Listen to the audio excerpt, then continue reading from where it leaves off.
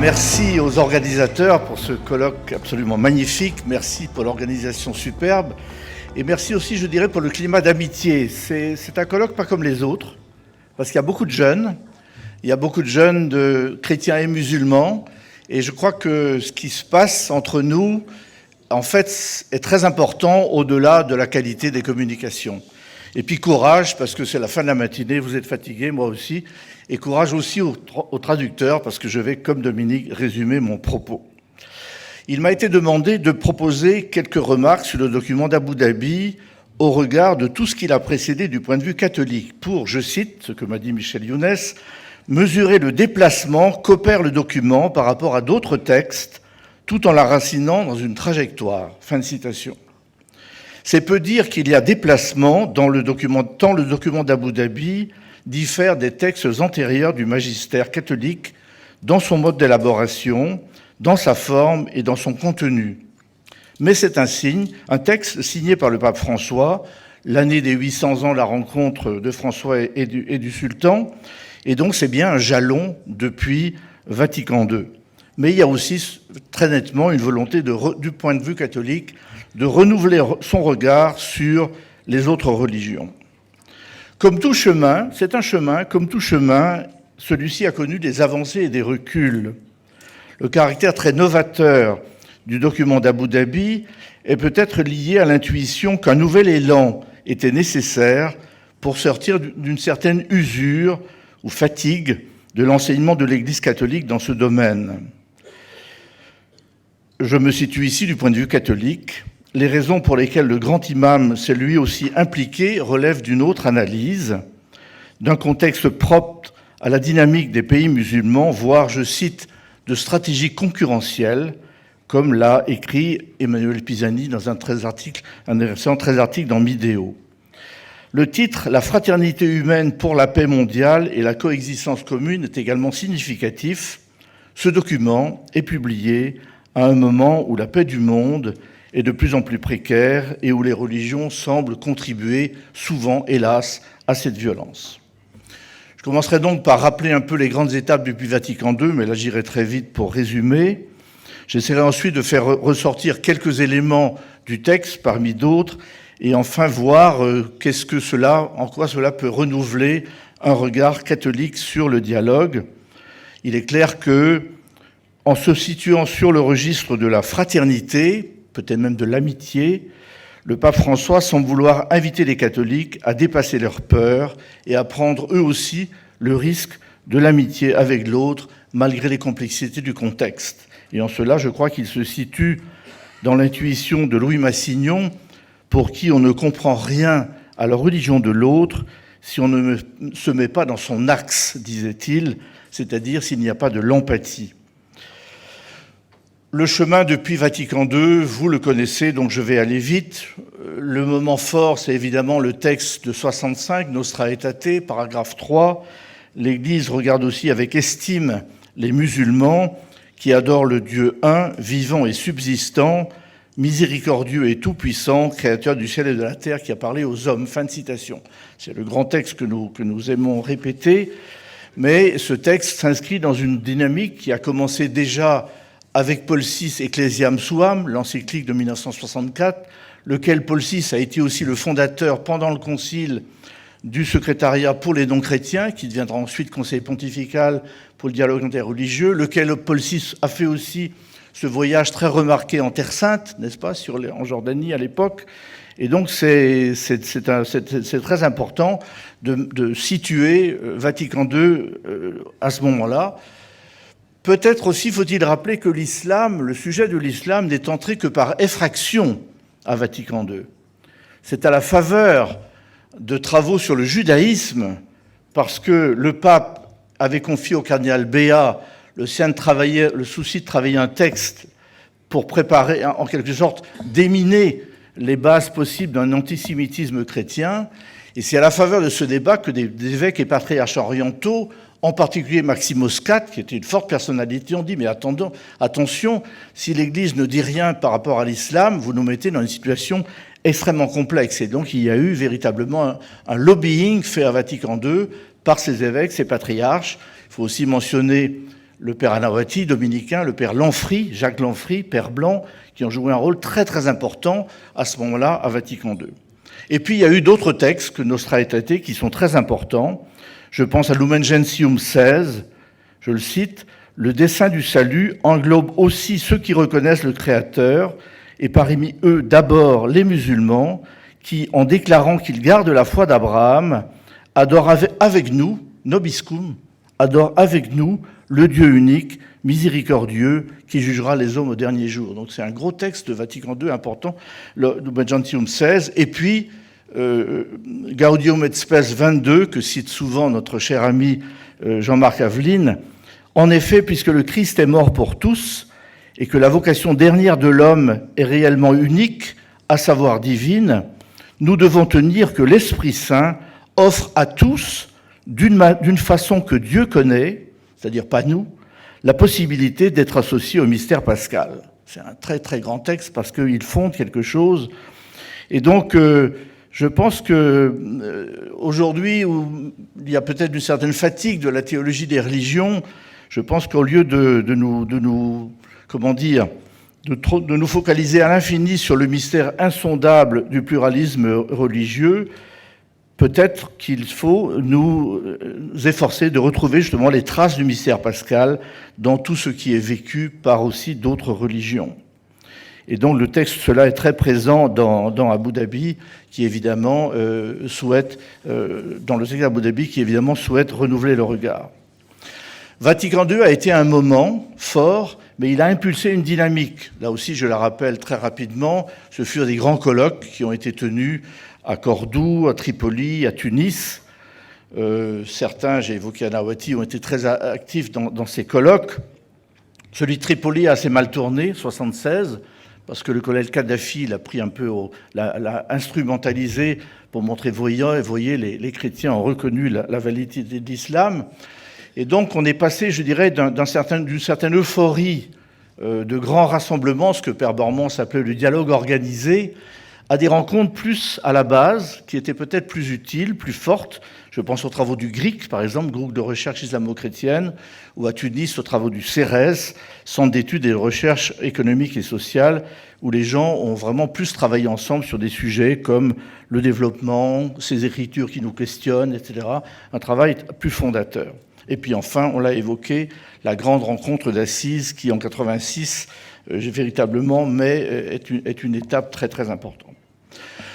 L'Église catholique a continué à travailler. Elle a continué à publier des textes essayant d'approfondir ce mystère de la relation à l'autre musulman.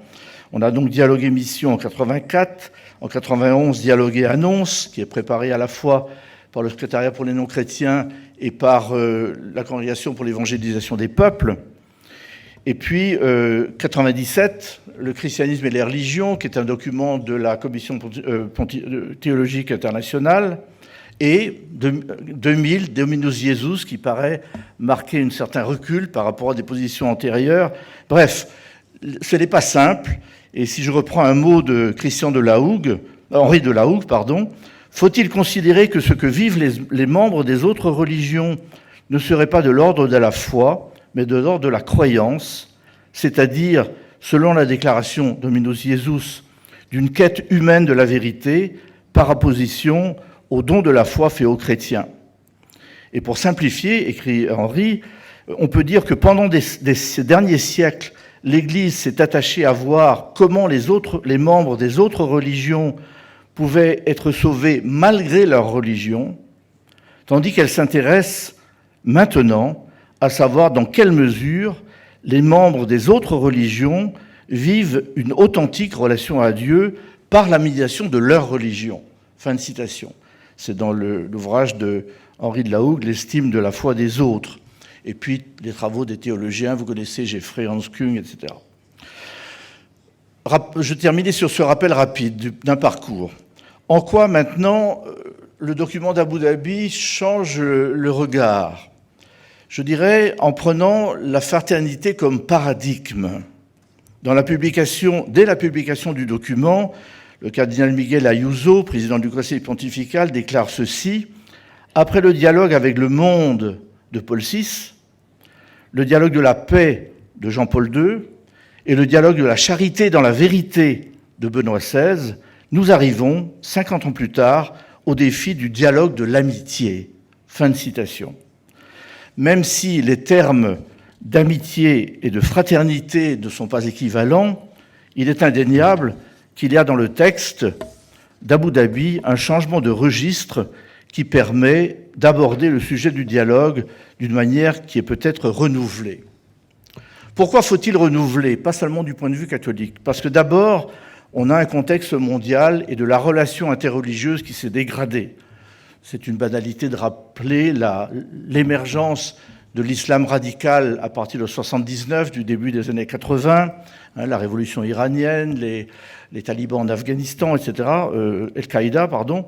Ensuite, on a la crispation entre le monde catholique et le monde musulman dans l'affaire des caricatures du prophète, et puis une tension entre l'Azhar et le Vatican qui amène d'ailleurs au gel des relations suite à une protestation qu'avait fait le pape Benoît XVI, demandant après un incendie d'église à Alexandrie, demandant que l'État protège les chrétiens. Et donc ceci avait été très très mal vécu. C'est une décision, disait le communiqué d'El-Azhar, provoquée par les offenses répétées de Benoît XVI à l'égard de l'islam. Donc le climat est extrêmement tendu. Et puis, urgence aussi parce que le contexte mondial s'est évidemment dégradé. On est dans un contexte de violence accrue, etc. Donc il y a urgence de relancer les choses autrement. Et c'est pour cela que dans ce contexte dramatique, que le pape François et le grand imam veulent prendre position en s'appuyant sur l'amitié et la confiance qui existent entre eux. Je cite le texte. « Des échanges fraternels et sincères que nous avons eus et de la rencontre pleine d'espérance en un avenir lumineux pour tous les êtres humains, est née l'idée de ce document sur la fraternité humaine. » Fin de citation. C'est une des premières originalités de ce document. Il n'est pas le fruit de longues négociations entre des experts, d'un calibrage minutieux des formules, comme pouvaient le faire d'autres textes signés conjointement par deux délégations. Le document est signé par deux responsables religieux au terme d'un congrès organisé dans les Émirats arabes unis par le Conseil des sages musulmans, mais il n'est pas le résultat des travaux de ce conseil.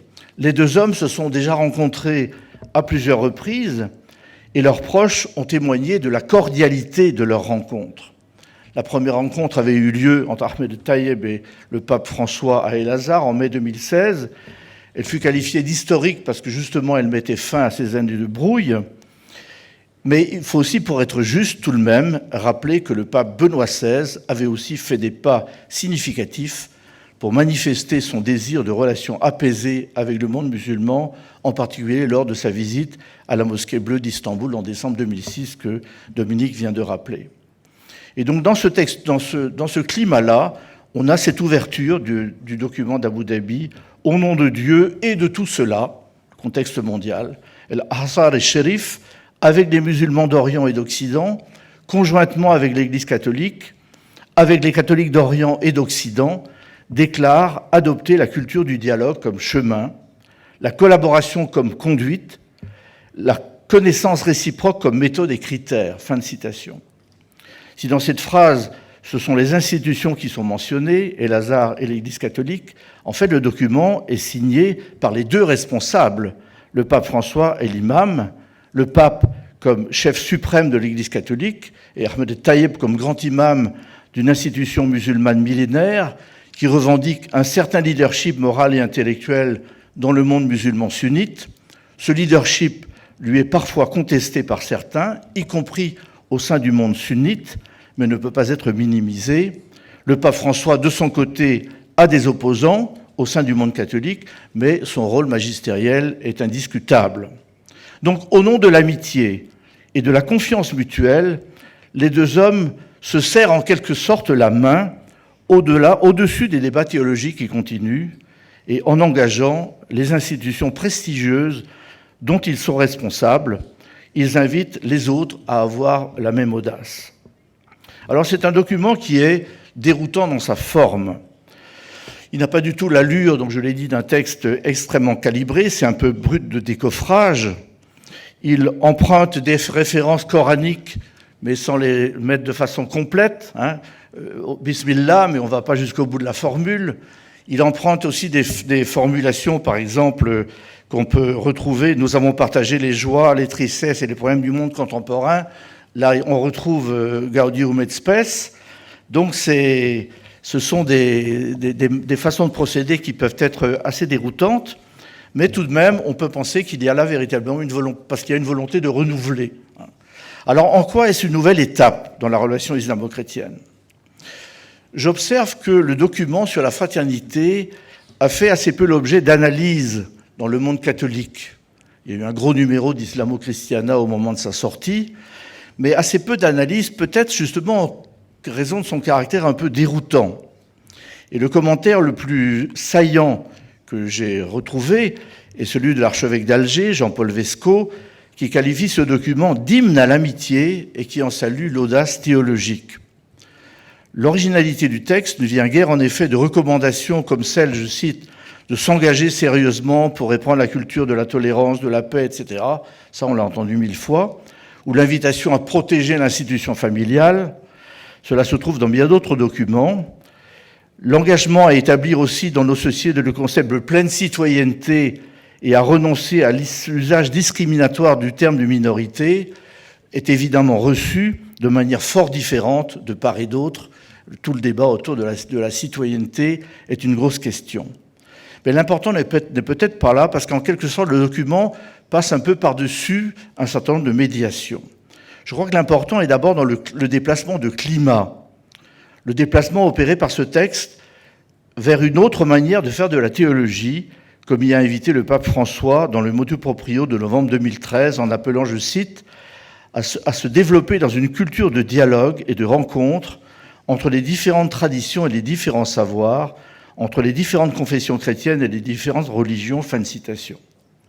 Et donc, dit Jean-Paul Vesco, la déclaration sur la fraternité humaine est bien à lire selon une herméneutique de la nouveauté à plus d'un titre. Elle est en effet loin d'être un texte à minima, vidant tant le christianisme que l'islam de leur contenu doctrinal, dans le but de permettre à deux chefs religieux de se retrouver sur un plus petit dénominateur commun. La fraternité humaine n'est pas complète tant que l'on ne reconnaît pas à l'autre l'accès au salut dans la foi qui est la sienne. Fin de citation. De ce point de vue, le document contient des formules très fortes, puisqu'il parle de, je cite, notre foi commune. Il rappelle que la priorité des religions est, je cite, de croire en Dieu, de l'honorer et d'appeler tous les hommes à croire que cet univers dépend d'un Dieu qui le gouverne. Fin de citation. Et il indique enfin que le pluralisme, citation, et la diversité des religions, de couleurs, de sexe, de race, de langue, sont une sage volonté divine par laquelle Dieu a créé les êtres humains. Fin de citation.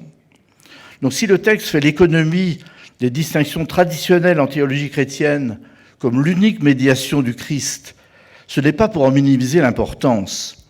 C'est plutôt pour inviter, je cite, à reconnaître que la religion de l'autre contient une part de mystère, de vérité qui m'échappe et que je ne peux percevoir que par la médiation d'un autre croyant digne de confiance, écrit Jean-Paul Vesco.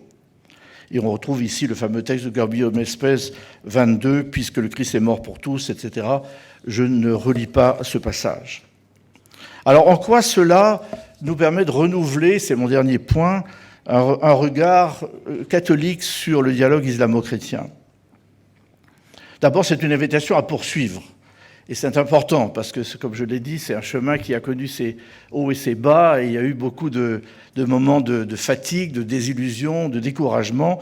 Invitation à poursuivre et à poursuivre avec l'optimisme que s'est donné le pape François. Il y a aussi, je pense, une invitation à une évolution de la théologie de la mission.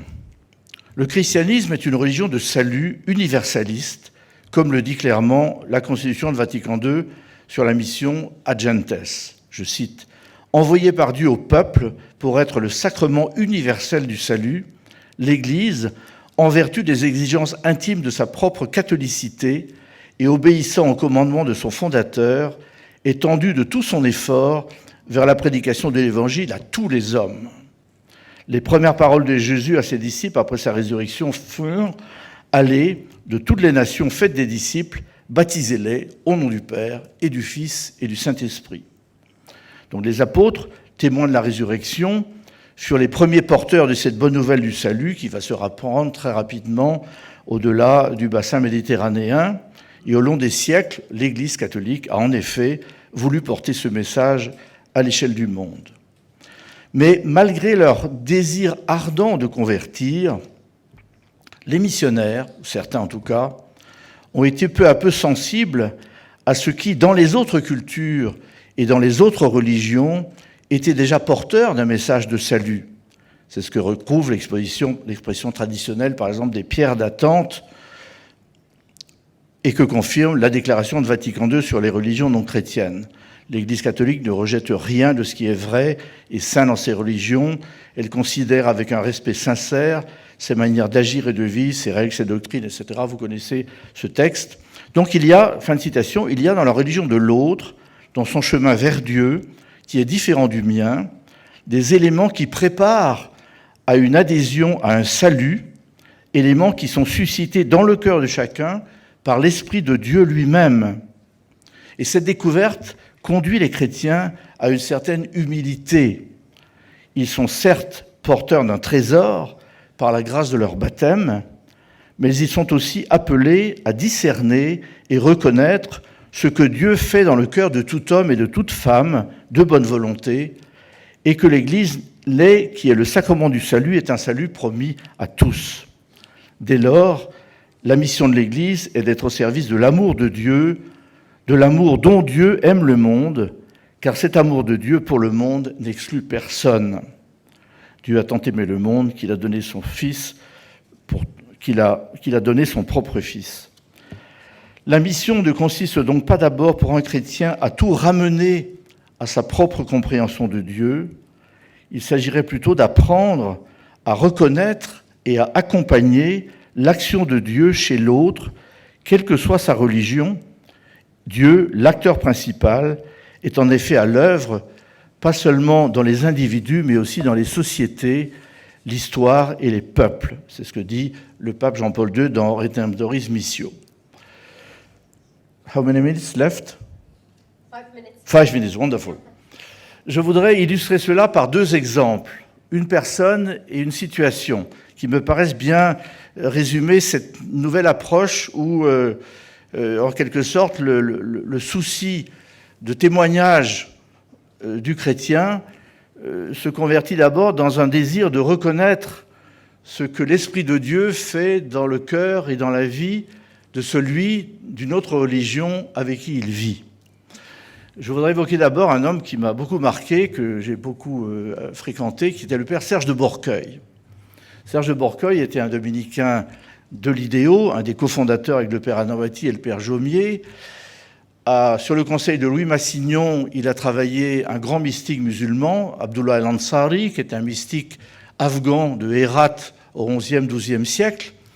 Et après 15 ans de labeur considérable sur Ansari au Caire, il est invité à un congrès à Kaboul, et on lui dit « Mais votre place n'est pas au Caire, elle est à Kaboul, vous êtes ici chez vous, nous créons pour vous une chaire d'histoire du soufisme à l'université de Kaboul. » Il ne peut pas refuser, il va s'installer à Kaboul, et il va vivre au milieu d'un peuple complètement musulman. Il n'y a pas de chrétiens en Afghanistan. Il y avait un autre prêtre qui était l'aumônier de l'ambassade d'Italie. Et lui, voilà, seul prêtre. Et alors il commence par vivre avec les Afghans. Il fait ce très beau livre qui a marqué ma jeunesse et certains d'entre nous, les plus anciens. Nous avons partagé le pain et le sel. C'est vraiment l'amitié, la grâce d'être ensemble. Au-delà des différences religieuses, on est proches par plein d'aspects. Et l'amitié crée de belles choses. Et puis il écrit un autre livre qui s'appelle « Prêtre des non-chrétiens » où il dit « Ben voilà, le soir, quand je suis seul dans ma petite chapelle, décorée dans style afghan, etc., eh bien, je suis l'intercesseur. Je suis lui qui offre à Dieu et en quelque sorte valide, il ne dit pas ça, mais c'est presque ça, valide le chemin de foi, de prière, d'amitié, d'honnêteté, de justice fait par tous les amis musulmans par le biais desquels je vis.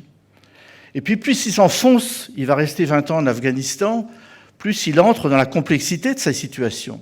Et par exemple, il accueille chez lui un nombre assez important d'enfants handicapés, et il se dit, mais à quel titre suis-je l'intercesseur quand je vois la grandeur de leur vie, la grandeur de leur prière, leur sincérité? Et donc, il renonce petit à petit à cette prétention à être en quelque sorte celui qui aurait les mots justes pour dire devant Dieu ce que valent ces existences-là. Et il termine sa vie avec un titre magnifique, « Tais-toi et que resplendisse ta lumière ». Tais-toi et que resplendisse. Donc ne va plus chercher dans des explications alambiquées, etc. Voilà, soit simplement accueil et témoignage. Et il vivra le drame de l'Afghanistan dans l'entrée du communisme et de la guerre. Et l'autre exemple, évidemment, ceux qui me connaissent ne seront pas surpris, je vais évoquer l'église d'Algérie, dans laquelle j'ai vécu de nombreuses années et dont je suis très proche depuis 40 ans. C'est donc une église aussi très particulière, puisqu'elle a d'abord été une église coloniale, en quelque sorte. 1 million de Français d'Algérie qui partent en 62 au terme d'une guerre de libération extrêmement violente. À ce moment-là, un homme exceptionnel, le cardinal Duval, qui déjà avait pris position pendant la guerre sur le droit des Algériens à l'autodétermination et le refus de la torture et de la violence, et qui, à l'indépendance, dit « Eh bien, nous ne sommes pas une église d'ambassade. Nous ne sommes pas une église en Algérie, nous voulons être une église algérienne. Et nous voulons vivre avec ce peuple une histoire d'amitié. » Et donc cette église va connaître plusieurs étapes. D'abord, en 62, le pays sort d'une guerre, il faut reconstruire, et donc l'église met toutes ses institutions, ses écoles, ses dispensaires, etc., au service du développement de ce pays. Les chrétiens sont là, ils se sentent utiles, mais petit à petit, le pays se développe. Surtout à l'époque de Houari Boumedienne, il se dote d'universités, il se dote d'hôpitaux, et d'une certaine manière, les chrétiens ne sont plus nécessaires pour ce service-là. Et donc, ils doivent apprendre à être là simplement, inutiles, entre guillemets, sauf pour vivre avec les Algériens et les Algériennes une histoire d'amitié dans les bons et les mauvais jours. Les mauvais jours, hélas, vont arriver. C'est cette fameuse décennie noire qui a été évoquée tout à l'heure par Marie-Dominique. Et donc, à ce moment-là, il y a un moment extrêmement fort et fondateur, je pense, de l'avenir de l'Église d'Algérie, c'est qu'elle fait le choix de rester, malgré les risques. Vous savez que les islamistes du FIS, Front islamique du salut, étaient au bord du pouvoir légal par les élections en décembre 1991, et qu'au deuxième tour des élections législatives de janvier 1992, le pouvoir algérien arrête le processus électoral pour éviter que les islamistes soient au pouvoir. Et à ce moment-là, ils vont dire, eh bien, puisque nous ne pouvons pas avoir le pouvoir par les urnes, nous l'aurons autrement, et ce sera par les armes. Et donc on va avoir 3 vagues. On aura une première vague où sont tués tous ceux qui représentent l'État, des policiers, des juges, etc.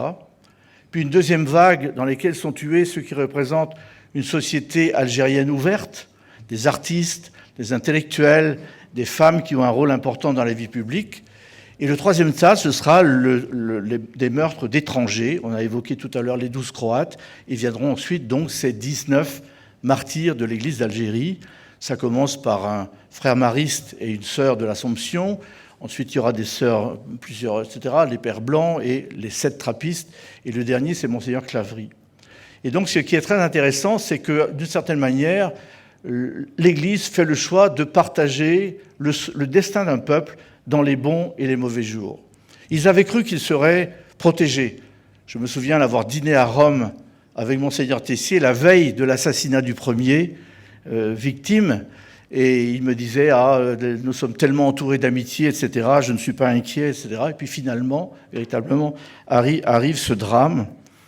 Et donc, au-delà d'une attitude de solidarité humaine, il y avait aussi le désir de poursuivre une aventure spirituelle, la fraternité n'étant pas complète s'il n'y a pas aussi une certaine reconnaissance de la valeur du chemin spirituel de l'autre, et même le désir de s'enrichir dans cette rencontre, intuition que la religion de l'autre contient une part de vérité qui m'échappe encore et dont je dois me nourrir pour progresser dans ma propre foi.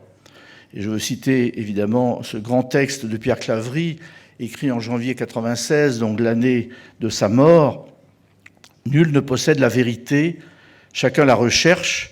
Il y a certainement des vérités objectives, mais qui nous dépassent tous, et auxquelles on ne peut accéder que dans le long cheminement, et en recomposant peu à peu cette vérité-là, en glanant dans les autres cultures, dans les autres types d'humanité, ce que les autres aussi ont acquis, ont cherché dans leur propre cheminement vers la vérité. Je suis croyant, je crois qu'il y a un Dieu, mais je n'ai pas la prétention de posséder ce Dieu-là, ni par le Jésus qui me le révèle, ni par les dogmes de ma foi. On ne possède pas la vérité, on ne possède pas Dieu, on ne possède pas la vérité, et j'ai besoin de la vérité des autres. C'est un texte extrêmement puissant. Je vous signale que ce texte a été cité récemment in extenso par le pape François dans une préface qu'il a donnée à un livre. C'est assez important. Ce texte a donné quelques démangeaisons à certains théologiens. Et donc, je pense qu'au cours de ce colloque, nous avons la chance d'entendre l'évocation de plusieurs témoins de cette église d'Algérie. On a entendu tout à l'heure Tibirine à 2 reprises. On aura cet après-midi sur Ribat es-Salam. Je crois véritablement que par sa singularité, c'est une église qui ne convertit pas. Elle accueille avec beaucoup de prudence et beaucoup de discernement quelques rares musulmans qui voudraient s'approcher du christianisme et ne fait aucun racolage. Elle est extrêmement stricte sur ce point-là. D'ailleurs, c'est le prix pour lequel, à ce prix-là, si elle ne le faisait pas, elle ne pourrait pas rester. Mais en revanche, elle est désireuse d'un cheminement d'amitié, de vie quotidienne et aussi de vie spirituelle. Et donc je pense que par sa singularité, cette expérience de l'Église d'Algérie est d'une fécondité insoupçonnée, comme le montre l'ampleur des travaux de recherche qu'elle suscite. Avec Marie-Dominique, j'ai la chance de travailler à l'édition non seulement des écrits de Tibirine, mais de tout ce qui est écrit sur l'Église d'Algérie.